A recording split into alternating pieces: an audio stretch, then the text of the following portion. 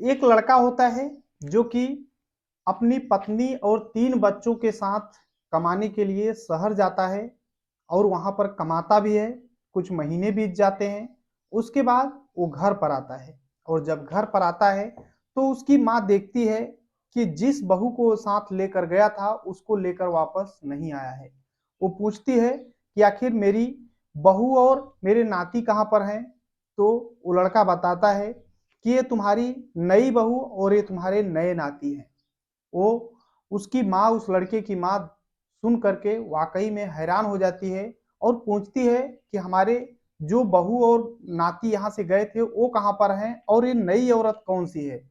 तो वो लड़का एक कहानी सुनाता है, जिस कहानी को सुन करके वो औरत अपने सिर पे हाथ रख लेती है और ये बातें जब सुर्खियों के माध्यम से, लोगों के माध्यम से, एक दूसरे के माध्यम से गांव में फैलती है तो सभी लोग वाकई में सोचने लग जाते हैं कि आखिर ये लड़का गया अपनी पत्नी और बच्चों के साथ था और आता है शहर से एक नई पत्नी और नए बच्चे लेकर के, आखिर उसकी पुरानी पत्नी कहाँ पर गई? पूरी कहानी इस वीडियो में बताऊंगा, बस लास्ट तक बने रहो और देखते रहो। नमस्कार दोस्तों, मैं विजय शंकर पाल। इस वीडियो को लाइक करना, चैनल को सब्सक्राइब करना। रोजाना शाम को 7 बजे हमारी एक नई वीडियो आती है, तो चैनल को सब्सक्राइब करके बेल आइकन को जरूर दबा देना। बाकी आप लोग कहां से हमारी वीडियो देखते हैं कमेंट जरूर किया करिए, मैं नेक्स्ट वीडियो में आप सभी का नाम जरूर लूंगा। तो चलिए स्टार्ट करता हूं। आज की जो सच्ची घटना सुनाने जा रहा हूं ये है बिहार प्रदेश में एक थाना लगता है पसराहा थाना, और यहीं पर एक गांव है खगड़िया गांव। यहीं पर एक लड़का रहता है जिसका नाम नीरज होता है। नीरज बचपन में ही पढ़ने लिखने में बेहद तेज तर्राक होता है। नीरज आईआईटी की तैयारी करने लगता है। जैसे ही इंटर पास करता है आईआईटी की तैयारी करने लगता है, कोचिंग करने लगता है, पढ़ने में तेज होता है। तो नीरज के माता पिता भी सोचते हैं कि अपने बेटे को कोई अच्छी पढ़ाई कराऊंगा और आईआईटी करके ये अच्छा इंजीनियर बनेगा। नीरज भी पढ़ाई कर रहा होता है लेकिन पैसे उतने थे नहीं। सोच तो बड़ी थी लेकिन पैसे थे नहीं। नीरज के माता पिता भी बोल देते हैं कि बेटा मेरे पास इतने ज्यादा पैसे हैं नहीं। आखिरकार 2009 में नीरज की शादी हो जाती है प्रिया के साथ। प्रिया देखने में बेहद खूबसूरत और संस्कारी लड़की होती है। प्रिया जैसे ही दुल्हन बनकर के नीरज के घर आती है, नीरज के जिंदगी में खुशियां ही खुशियां होती हैं। अब टाइम धीरे धीरे बीतने लगता है। अब जैसे ही टाइम बीतता है तो नीरज और प्रिया के बीच में 3 बच्चे हो जाते हैं। 2 बेटियां और एक बेटा जन्म लेते हैं। नीरज के ऊपर जिम्मेदारियां बढ़ चुकी थी। नीरज की पत्नी, 3 बच्चे और नीरज के माता पिता। आखिरकार घर पे इतना ज्यादा किसानी तो था नहीं कि नीरज घर पे कुछ रोजगार कर सके। उसे बाहर जाना था कमाने के लिए। तो वो अपने बीवी और बच्चों को छोड़ करके घर पे बाहर मध्य प्रदेश में कमाने के लिए चला जाता है। और जब कमाने के लिए जाता है तो एक कंपनी में ड्यूटी ज्वाइन करता है। वहां पे कई कंपनियों में इंटरव्यू देता है, उसके बाद एक कंपनी में उसकी ड्यूटी लग जाती है और अपनी ड्यूटी करने लगता है।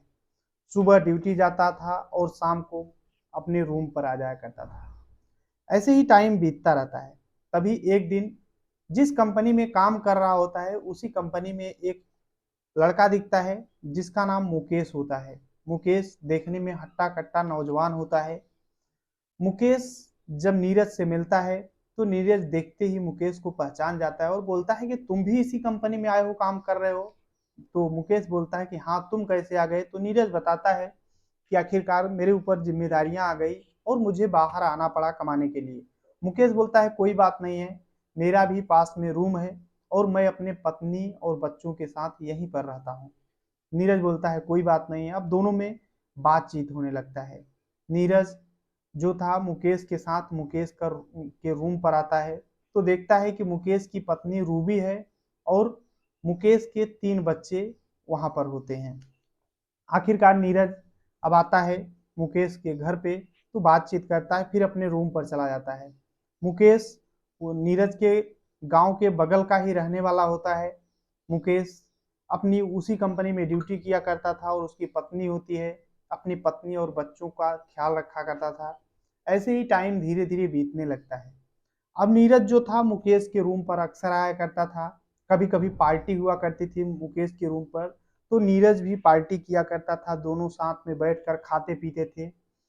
ऐसे ही टाइम बीतने लगता है और नीरज रूबी जो थी मुकेश की पत्नी, उसे भाभी कहकर बुलाया करता था और दोनों में एक दूसरे से बातचीत होने लगती है। रूबी जो है नीरज से सामान भी मंगा लिया करती थी कभी कभी। अब दोनों एक दूसरे के नंबर आदान प्रदान कर लेते हैं। जो नीरज है रूबी का नंबर ले लेता है। रूबी फोन करके अगर कोई सब्जी लाना होता था तो नीरज को ही बता देती थी कि मेरे रूम पर भी सब्जी लेते आना। नीरज लेते आता था। धीरे धीरे करके बातचीत होने लगती है। अब इधर मुकेश तो अपना ड्यूटी सीधा करने चला जाता और आता, शाम को सोता, फिर चला जाता। नीरज कभी ड्यूटी जाता, कभी न जाता, कभी दिन दिन भर रूबी से फोन पर बात किया करता था। ऐसे ही टाइम बीतने लगता है। एक दिन का टाइम होता है, नीरज ड्यूटी नहीं जाता है, मुकेश ड्यूटी चला गया होता है और छोटे छोटे बच्चे होते हैं। तभी जो नीरज है रूबी के पास फोन करता है और बोलता है कि भाभी आप क्या कर रही हो, आइए ना मार्केट घूमने चलते हैं। अब रूबी भी वहां से निकलती है और नीरज के साथ मार्केट घूमने चली जाती है। उसके बाद नीरज बोलता है कि भाभी चलिए मैं अपना रूम दिखा देता हूँ, मेरा रूम कैसा है। और रूबी नीरज के साथ नीरज के रूम पर जाती है और नीरज की रूम देख के बोलती है वाकई में तुम्हारा रूम अच्छा है, कितने में लिए हो। तो नीरज भी बताता है कि 1500 रुपये किराया देता हूँ और अकेले रहता हूँ। दोनों एक दूसरे से बातचीत करने लगते हैं। फिर नीरज पानी लेकर आता है, रूबी को पिलाता है, दोनों एक दूसरे से बातचीत करते हैं। और बातचीत करते करते दोनों एक दूसरे के कब करीब आ जाते हैं, कब शारीरिक संबंध बनने लगते हैं, पता ही नहीं चलता है। और जब एक दिन शारीरिक संबंध बनता है तो फिर ये छूटने का नाम नहीं लेता है। अब नीरज जब भी कभी रूबी के रूम पर पहुंच जाता, शारीरिक संबंध बनाता, कभी रूबी नीरज के रूम पर आ जाती थी। ऐसे ही टाइम बीतने लगता है। अब जो रूबी होती है नीरज से इतना इम्प्रेस होती है, नीरज के ऊपर इतना खुश हो जाती है कि नीरज के ऊपर अपनी पूरी जो भी होती है सब कुछ उसके ऊपर लुटाने लगती है। पूरा प्यार जो था रूबी का नीरज के प्रति बरसने लगता है। अब एक टाइम ऐसा आता है कि रूबी नीरज से बोलती है कि नीरज तुम मुझे कहीं और ले चलो, अब मैं तुम्हारे साथ ही रहना पसंद करूंगी और मैं अब मुकेश के साथ नहीं रहूंगी, उसके साथ मेरा मन नहीं लगता है। नीरज भी आखिरकार तैयार हो जाता है, जबकि नीरज के ऑलरेडी घर पर उसकी 3 बच्चे और पत्नी है। लेकिन नीरज रूबी को अपने साथ लेकर के चला जाता है और जब साथ लेकर चला जाता है तो मुकेश जो है ये ड्यूटी से आता है तो देखता है कि उसके तीनों बच्चे भी नहीं हैं। आखिरकार नीरज बच्चे और पत्नी तीनों को लेकर चला गया था। अब मुकेश आता है, रूम पर ढूंढता है, फोन लगाता है, नीरज का भी नंबर लिया होता है, नीरज के नंबर पर फोन लगाता है, अपने पत्नी के नंबर पर फोन लगाता है, लेकिन फोन स्विच ऑफ आता है। अब आसपास के जो कॉलोनी के लोग होते हैं उनसे मुकेश पूछने लगता है कि आखिर मेरी पत्नी कहीं दिखी है। तो आसपास के लोग बताते हैं कि वही जो नीरज नाम का लड़का है वो तुम्हारे रूम पर आया था और एक 4 चक्का लेकर आया था, किराए का शायद लिया था, और उसी पर कुछ सामान लेकर के और आपकी पत्नी को बैठा कर ले गया था। अब मुकेश को डाउट होने लगता है। पहले भी डाउट हुआ करता था जब ये लोग एक दूसरे के आंखों आंखों में बातें किया करते थे, लेकिन मुकेश सोचता था हो गया, दोस्त है, भाभी कहता है तो मजाक कर रहा होगा। लेकिन वो बातों को तहे तक पहुंच नहीं पाता है। आखिरकार मुकेश को ये अंदाजा लग जाता है कि मेरी पत्नी को नीरज ही लेकर गया है। जब आसपास के लोग बताते हैं कि नीरज ही आया था, तुम्हारी पत्नी को बैठा कर ले गया है, तो मुकेश को पता चल जाता है। मुकेश अपने घर पर फोन करता है तो घर वाले बताते हैं कि हमें नहीं पता है। अब आखिरकार मुकेश परेशान होने लगता है, पुलिस स्टेशन जाता है, एफआईआर दर्ज कराता है अपनी पत्नी की गुमशुदगी का। और गुमशुदगी ही नहीं बल्कि बताता है कि नीरज मेरी पत्नी को भगा कर ले गया है। पुलिस भी मामले को ज्यादा सीरियस नहीं लेती है। मुकेश सोचता है कि आखिर मैं करूं क्या। अब वो ड्यूटी कभी कभी जाया करता था, रूम पर रोया करता था, उसे कुछ समझ में नहीं आ रहा था कि आखिर मेरी पत्नी 3 बच्चे, आखिरकार पत्नी चली गई वो तो ठीक है, चलो कोई बात नहीं है, लेकिन बच्चे हैं, उन बच्चों को देख करके उसका कलेजा जो था जलता था। वो अंदर ही अंदर रोया करता था, आखिर अपना दुखड़ा कहे तो कहे किससे। घर वाले भी फोन करते थे, पूछते थे कहाँ गई, तो बोलता हमें नहीं पता है। और घर वाले भी ज्यादा सीरियस नहीं ले रहे थे। मुकेश बहुत ज्यादा परेशान होने लगता है। वो सोचने लगता है कि आखिर मैं करूं क्या। घर वाले भी परेशान हो रहे थे थोड़ा होता, लेकिन आखिर मुकेश की जिम्मेदारी थी अपनी पत्नी को संभालना। मुकेश सोच रहा था कि मैं क्या करूं। धीरे धीरे करके 1 महीने बीत जाते हैं। मुकेश के अंदर एक आइडिया आता है। वो उसे पता था कि नीरज की पत्नी और 3 बेटे घर पर हैं, 3 बच्चे।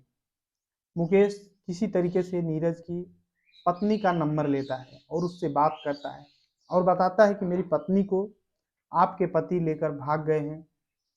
तो जो प्रिया होती है नीरज की पत्नी, वो बताती है कि मेरे पति मुझसे बात भी नहीं कर रहे हैं, 1 महीने हो गया। मैं भी परेशान हूं कि आखिर मैं करूं क्या।